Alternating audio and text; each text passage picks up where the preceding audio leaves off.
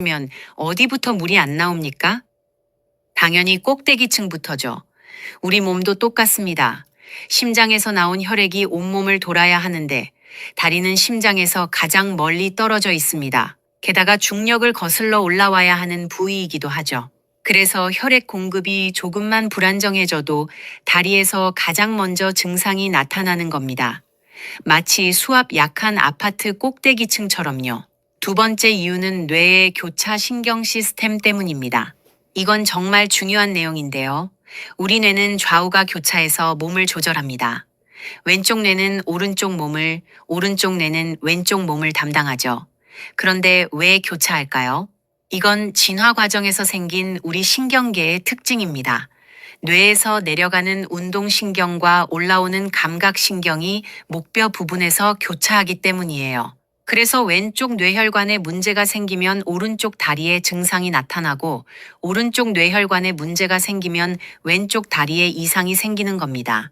하버드 의대 신경과학연구팀이 2022년에 발표한 논문에 따르면 뇌혈관 협착이 30% 이상 진행되면 반대편 다리의 미세운동 기능이 가장 먼저 떨어진다고 합니다. 세 번째 이유는 다리가 하는 일의 복잡성 때문입니다. 다리는 단순히 걷기만 하는 게 아닙니다. 균형 잡기, 체중 지탱하기, 방향 전환하기, 장애물 피하기 등 수십 가지 복잡한 동작을 동시에 수행하죠. 이 모든 동작을 조율하려면 뇌의 여러 부위가 함께 일해야 합니다. 운동 피질, 감각 피질, 손해, 기저핵 등이 모두 관여하거든요. 그래서 뇌혈관에 작은 이상만 생겨도 이 복잡한 협업 시스템이 흐트러지면서 다리 동작에 바로 영향이 나타나는 겁니다. 유럽의 한 대학 신경과 연구팀이 300명을 10년간 추적한 결과가 있습니다. 뇌 MRI에서 미세한 혈관 변화가 발견된 사람들을 관찰했더니 평균 8개월 후부터 다리 기능 저하가 시작되었다고 합니다. 그런데 놀라운 건 이분들 대부분이 본인은 전혀 이상을 못 느끼셨다는 거예요. 겉으로 드러난 증상이 없었으니까요. 하지만 정밀 검사를 해보니 보폭이 3.5% 줄어들었고 걷는 속도가 미세하게 느려졌고 균형 잡는 능력도 살짝 떨어져 있었습니다. 이게 바로 다리가 보내는 첫 번째 신호입니다. 너무 작아서 본인도 모르는 변화. 하지만 분명히 시작된 변화죠. 네 번째 이유는 다리 근육의 대사 특성 때문입니다. 다리 근육은 우리 몸에서 가장 큰 근육 덩어리입니다. 그만큼 많은 산소와 영양분을 필요로 하죠. 그래서 혈액 공급이 조금만 줄어도 금방 에너지 부족 상태가 됩니다. 산소가 부족하면 근육이 제대로 수축하지 못하니까 힘이 빠지는 거예요. 서울 아산병원 순환기과 연구진이 발표한 자료에 따르면 하지 동맥 혈류가 정상의 70% 이하로 떨어지면 평지 보행도 힘들어진다고 합니다. 그런데 뇌혈관 문제가 있으면 전신 순환이 나빠지면서 다리로 가는 혈류도 함께 줄어듭니다. 그래서 다리에서 먼저 증상이 나타나는 거죠. 자, 여기까지가 왜 다리에서 뇌경색 신호가 먼저 나타나는지에 대한 과학적 설명이었습니다. 정리하자면 이렇습니다. 다리는 심장에서 가장 멀고 뇌의 교차 신경 시스템 때문에 뇌 이상이 바로 드러나고 복잡한 동작을 하기 때문에 작은 변화도 금방 티가 나고 큰 근육이라 혈류 감소에 민감하다는 겁니다. 그래서 다리는 뇌 건강에만 생장 정확한 조기 경보 장치라고 할 수 있습니다. 혹시 이런 생각하시는 분 계신가요? 그럼 다리만 잘 보면 뇌 경색을 미리 알 수 있다는 건가? 네, 정확히 맞습니다. 실제로 연세대 세브란스 병원 신경과에서 5년간 추적한 데이터가 있습니다. 다리 증상으로 병원을 찾은 환자 847명 중 조기 검사를 받은 사람들은 87%가 뇌경색을 예방할 수 있었습니다. 반면 다리 증상을 무시하고 지나친 사람들 중 42%는 6개월 이내에 실제 뇌경색이 발생했죠. 이제 얼마나 중요한지 아시겠죠? 다리가 보내는 신호를 제대로 알아채는 것이 얼마나 중요한지요.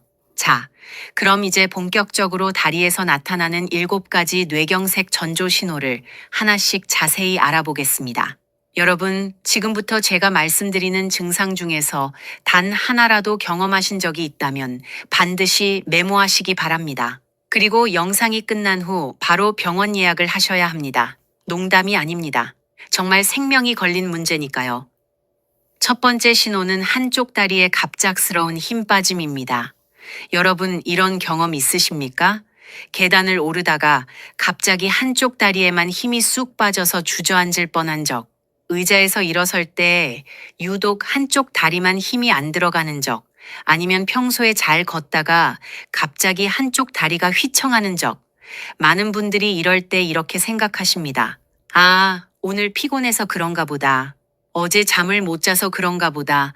운동을 안 해서 다리 근력이 떨어진가 보다. 하지만 잘 들어보세요.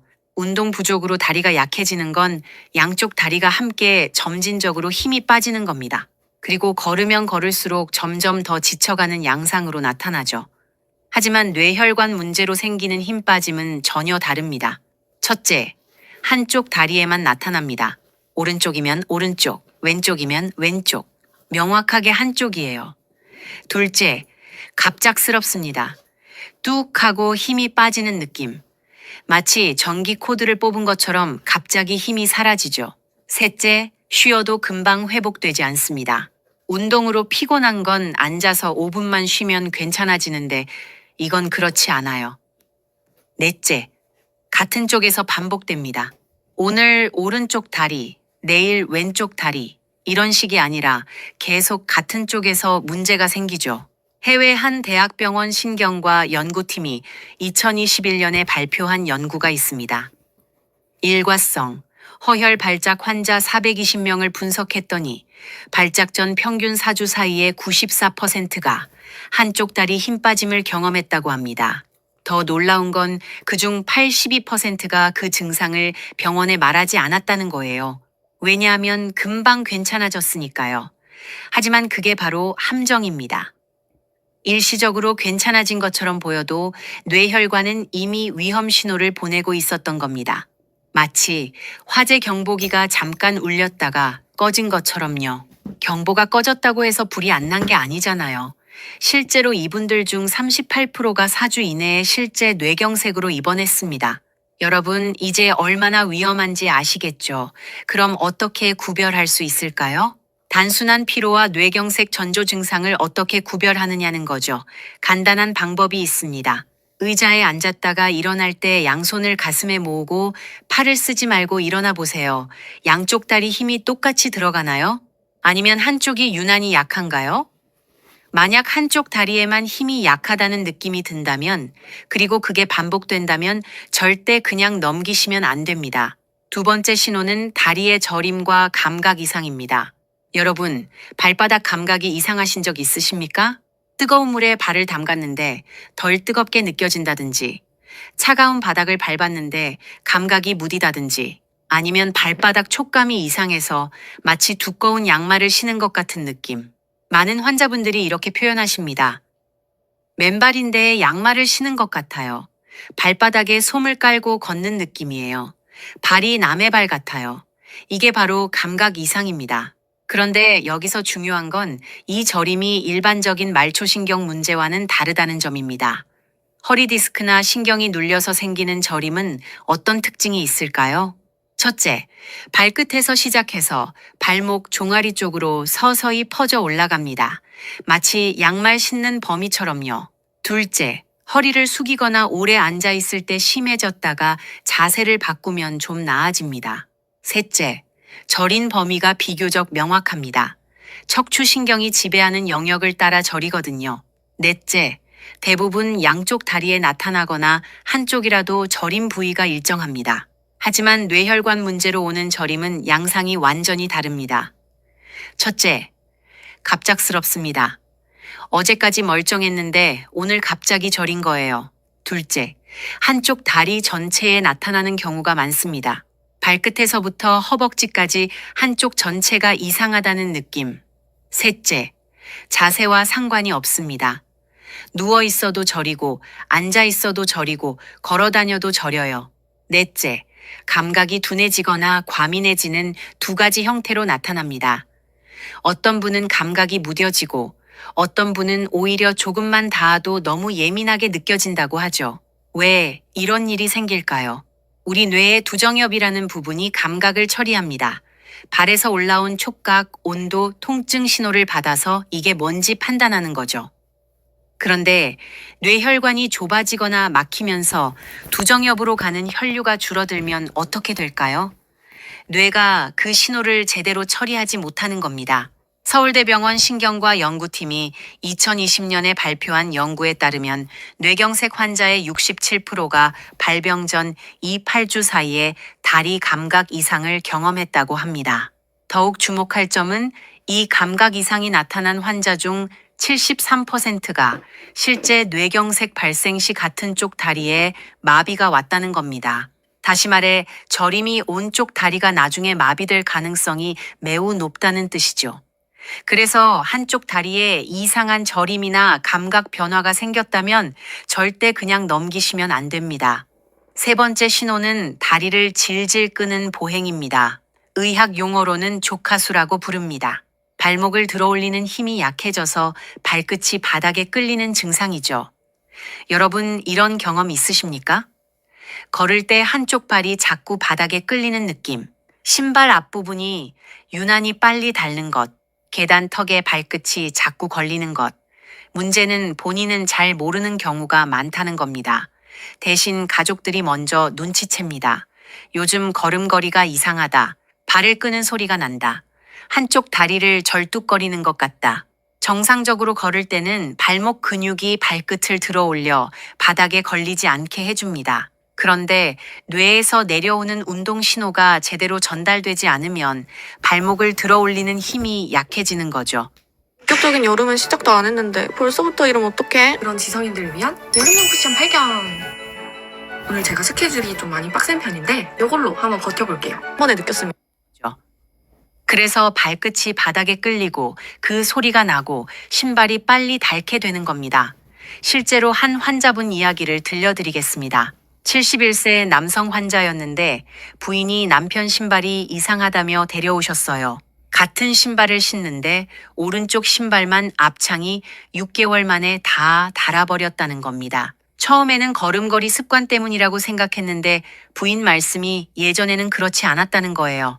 검사를 해봤더니 왼쪽 뇌의 중대 뇌동맥이 65% 정도 막혀 있었습니다. 조기 발견 덕분에 약물 치료와 생활 습관 개선으로 더 악화되는 걸 막을 수 있었죠. 만약 부인이 그냥 넘어갔다면 어땠을까요? 아마 몇 개월 안에 큰 뇌경색이 왔을 겁니다. 이처럼 걸음걸이의 작은 변화, 신발 마모 패턴, 발소리 같은 것들이 사실은 뇌가 보내는 중요한 신호일 수 있습니다. 특히 다음과 같은 경우라면 반드시 주의하셔야 합니다. 한쪽 발만 유난히 바닥에 끌린다. 한쪽 신발만 빨리 닳는다. 걸을 때 한쪽 발소리가 다르다. 계단을 오를 때 한쪽 발이 자꾸 걸린다. 이런 증상이 2주 이상 계속된다면 절대 그냥 넘기지 마시고 병원에 가보셔야 합니다. 네 번째 신호는 자꾸 걸려 넘어지는 증상입니다. 여러분, 평소에 잘 다니던 길인데 요즘 따라 문턱이나 계단에 자꾸 걸리시나요? 아무것도 없는 평지에서 발이 꼬이듯 넘어질 뻔한 적이 있으신가요? 많은 분들이 이럴 때 이렇게 생각하십니다. 아, 내가 집중을 안 해서 그런가 보다. 시력이 나빠져서 잘 못 봐서 그런가 보다. 나이 들어서 그렇지 뭐. 하지만 이건 단순히 눈으로 못 봐서 생기는 문제가 아닙니다. 뇌혈관 손상으로 고유 감각이 떨어진 신호일 수 있어요. 고유 감각이 뭔지 아십니까? 쉽게 말하면 내 발이 지금 어디에 있고 어떤 자세로 서 있는지를 뇌가 스스로 아는 능력입니다. 우리가 길을 걸을 때 발을 일일이 내려다보지 않아도 걸을 수 있잖아요. 계단을 오를 때도 눈으로 발끝을 확인하지 않고 자연스럽게 발을 올려놓을 수 있고요. 이게 다 고유 감각 덕분입니다. 발과 다리의 관절, 근육, 힘줄에 있는 센서들이 계속 뇌에 신호를 보내거든요. 지금 발이 이 위치에 있어요. 무릎이 이만큼 굽혀져 있어요. 하고요. 그런데 뇌혈관이 나빠지면 이 신호를 제대로 처리하지 못합니다. 그래서 뇌가 발의 정확한 위치를 모르게 되는 거죠. 삼성서울병원 재활의학과 연구팀이 2019년에 발표한 자료가 있습니다.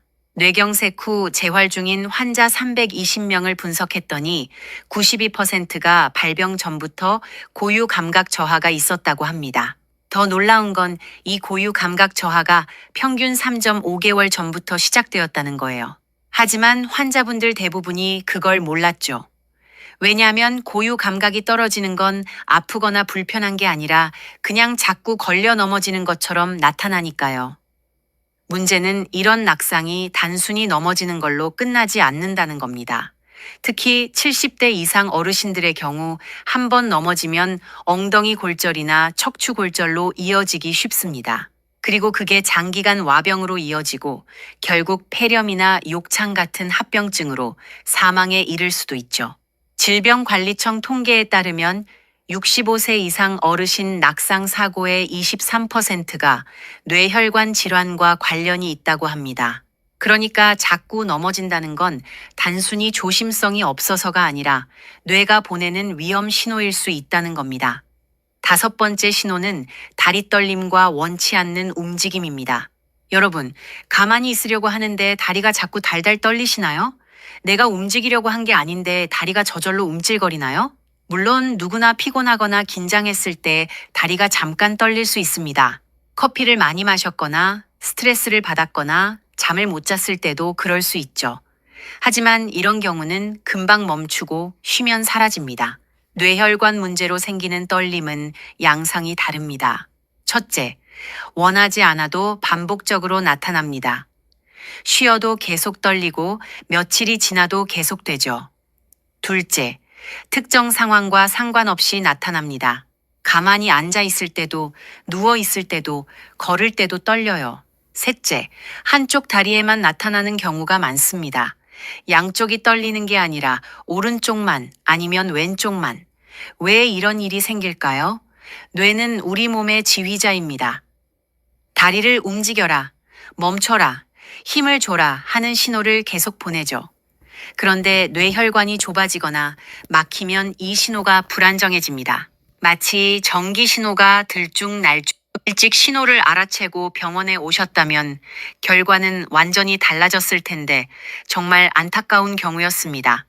이 두 사례의 차이가 뭘까요? 바로 다리가 보내는 신호를 알아챘느냐, 무시했느냐의 차이입니다. 그리고 그 차이가 건강한 노년과 평생 고통의 차이를 만들었습니다. 여러분, 이제 아시겠죠? 다리가 보내는 신호가 얼마나 중요한지. 그럼 이제 구체적으로 어떻게 관리해야 하는지 알아보겠습니다. 뇌경색 예방을 위한 생활 습관 관리는 크게 5가지로 나눌 수 있습니다. 첫째, 혈압 관리입니다. 혈압은 가능한 120, 80mmHg의 전후로 유지하는 게 이상적입니다. 고혈압이 있으신 분이라면 적어도 130, 80 페리모 H카이 정도는 유지하셔야 합니다. 이게 고혈압 1기 단계인데 최소한 여기까지는 관리하셔야 한다는 거죠. 매일 같은 시간에 혈압을 재고 기록하는 습관이 중요합니다. 특히 아침에 일어나서 30분쯤 지난 후 측정하는 게 가장 정확해요. 왜 혈압 관리가 중요할까요? 혈압이 높으면 혈관벽에 계속 압력이 가해집니다.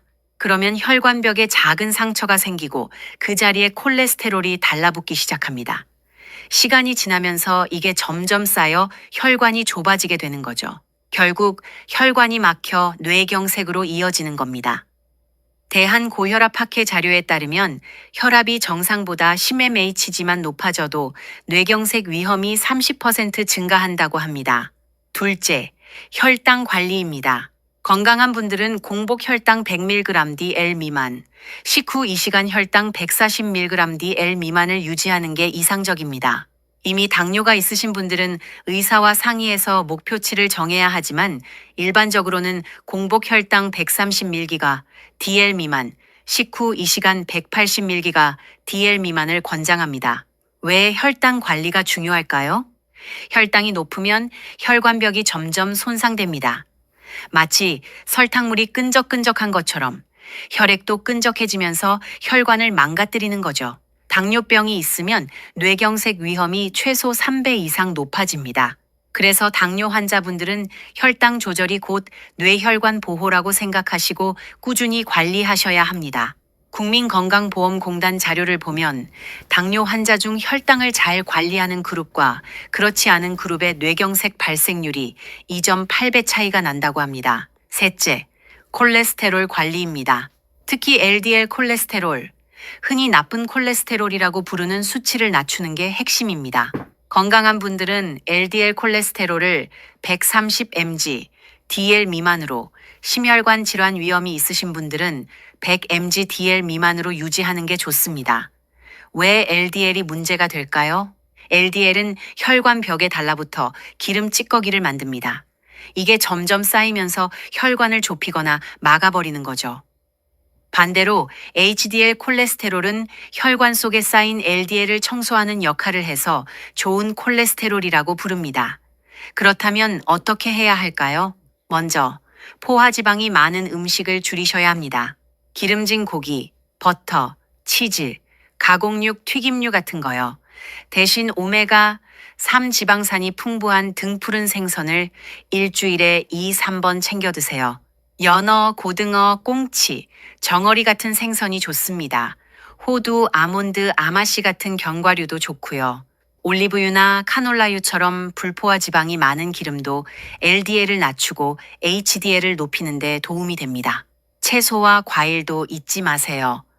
특히 녹황색 채소와 베리류에는 항산화 성분이 풍부해서 혈관벽을 튼튼하게 지켜줍니다. 넷째, 규칙적인 운동입니다. 가장 좋은 건 빠르게 걷기입니다. 하루 30분 주 5회 정도면 충분합니다. 옆 사람과 대화는 가능하지만 노래 부르기는 어려운 정도의 속도, 이게 적당한 빠른 걸음입니다. 왜 운동이 중요할까요? 운동을 하면 혈액순환이 좋아집니다. 심장이 튼튼해지고 혈관도 유연해지죠. 또 운동을 하면 HDL 콜레스테롤이 올라가고 LDL은 내려갑니다. 서울대병원 스포츠의학센터 연구진이 발표한 자료를 보면 주 5회 이상 30분씩 빠르게 걷기를 한 그룹은 그렇지 않은 그룹에 비해 뇌경색 발생률이 42% 낮았다고 합니다. 다섯째, 금연과 절주입니다. 담배는 혈관을 직접적으로 손상시킵니다. 담배를 피우면 혈관이 수축하고 혈압이 올라가고 혈액이 끈적해져요. 담배 한 개비를 피우면 혈관이 30분 동안 수축 상태로 있다고 합니다. 하루 한 갑을 피우면 혈관이 거의 하루 종일 수축된 채로 있는 거죠. 질병관리청 자료에 따르면 흡연자는 비흡연자에 비해 뇌경색 위험이 2.5배 높다고 합니다. 술은 어떨까요? 적당량의 술은 오히려 HDL 콜레스테롤을 높여준다는 연구도 있습니다. 하지만 과음은 절대 안 됩니다. 대한뇌졸중학회 권고안에 따르면 남성은 하루 2잔, 여성은 하루 1잔 이하로만 드시는 게 안전합니다. 여기서 1잔은 소주 1잔, 맥주 1캔, 와인 1잔 정도를 말합니다. 그리고 충분한 수면도 중요합니다. 잠이 부족하면 혈압과 혈당이 모두 올라갑니다. 또 스트레스 호르몬이 증가해서 혈관에 나쁜 영향을 미치죠. 하루 7, 8시간 정도 푹 주무시는 게 좋습니다. 특히 밤 11시 전에 주무시는 게 혈관 건강에 도움이 됩니다. 자, 여기까지가 뇌경색을 예방하는 5가지 생활 습관이었습니다. 혈압 관리, 혈당 관리, 콜레스테롤 관리, 규칙적인 운동, 금연과 절주. 이 5가지만 제대로 지키셔도 뇌경색 위험을 80% 이상 줄일 수 있습니다. 그럼 이제 집에서 스스로 해볼 수 있는 간단한 자가 체크법을 알려드리겠습니다. 하루 3분이면 충분합니다. 매일 아침 일어나서 이 4가지만 체크해 보세요. 첫 번째, 의자 일어서기 테스트입니다. 의자에 앉아서 팔짱을 끼고 팔을 쓰지 말고 일어나 보세요. 양쪽 다리 힘이 균형 있게 들어가는지 확인하는 겁니다. 만약 한쪽 다리에만 힘이 약하다는 느낌이 든다면 주의하셔야 합니다. 두 번째, 눈 감고 서기 테스트입니다. 눈을 감고 제자리에서 30초 동안 서 보세요. 중심을 잘 잡을 수 있는지 체크하는 겁니다. 만약 흔들리거나 한쪽으로 쏠린다면 균형 감각에 이상이 있을 수 있습니다. 세 번째, 발바닥 감각 비교 테스트입니다. 양쪽 발바닥을 손으로 만져서 감각 차이가 있는지 비교해 보세요. 한쪽 발바닥만 감각이 무디거나 이상하다면 주의하셔야 합니다. 네 번째, 일직선 걷기 테스트입니다. 바닥에 일직선을 상상하고 그 위를 따라 10걸음 정도 걸어보세요. 비틀거리거나 균형이 무너진다면 손의 기능에 이상이 있을 수 있습니다. 이 4가지 테스트 중에서 하나라도 이상이 있다면 절대 쉬면 괜찮아지겠지 하고 넘기지 마세요. 증상 시작 시간을 기록한 후 바로 병원에 가셔야 합니다. 여러분 내일 아침부터라도 이 체크법을 직접 해보시고 결과를 댓글로 나눠주시면 좋겠습니다. 가족과 함께 해보셔도 큰 도움이 될 거예요. 그리고 한 가지 더 중요한 걸 말씀드리겠습니다. 만약 다리에서 이상 신호가 나타났다면 병원에 가서 어떤 검사를 받아야 할까요? 기본적으로 3가지 검사가 필요합니다. 첫째, 뇌 MRI 또는 CT 검사입니다. 이걸로 뇌혈관이 막혀 있는지 좁아져 있는지 확인할 수 있습니다. 작은 뇌경색이 이미 진행되었는지도 알 수 있죠. 둘째, 경동맥 초음파 검사입니다. 목에 있는 큰 혈관이 얼마나 막혀 있는지 확인하는 검사예요. 이 혈관이 막히면 뇌로 가는 혈류가 줄어들기 때문에 중요합니다. 셋째, 혈액 검사입니다. 혈압, 혈당, 콜레스테롤 수치를 확인해서 위험 인자가 있는지 체크하는 거죠. 이 3가지 검사를 하면 뇌경색 위험도를 정확히 평가할 수 있습니다. 그리고 필요하면 추가로 심전도 검사나 심장 초음파 검사도 할 수 있습니다. 심방세동 같은 부정맥이 있으면 뇌경색 위험이 높아지거든요. 검사 결과에 따라 약물 치료를 시작할 수도 있고 생활 습관만 관리할 수도 있습니다. 중요한 건